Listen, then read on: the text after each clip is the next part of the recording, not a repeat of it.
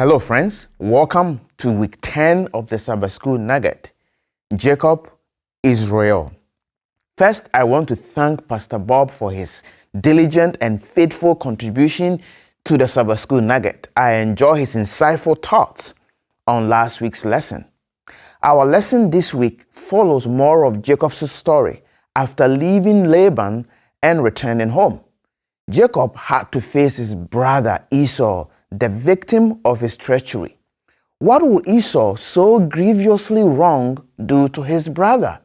Anticipating his brother's anger, Jacob tries to make peace. He sends messengers before him to Esau and commands them to say, "Speak thou to my lord Esau. Thus your servant Jacob says, I have dealt with Laban and stayed there till now. I have oxen, donkeys, flocks, male and female servant, and have sent to tell you, my lord, that I may find favor in your sight."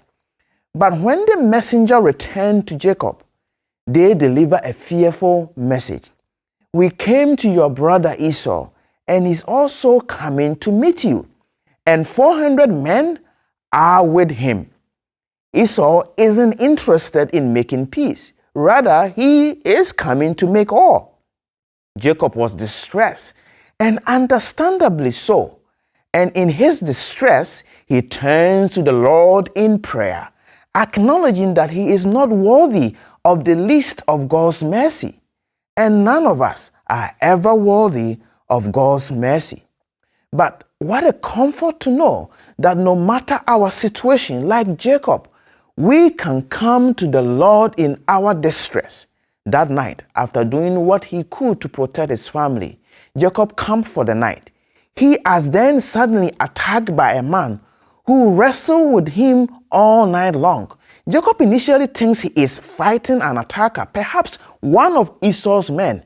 But when the man touches the socket of his hip and puts out of it joint, Jacob realized he is wrestling with a divine being. At that moment, his prayer becomes, "I will not let you go unless you bless me." And the blessing he received is a wonderful one.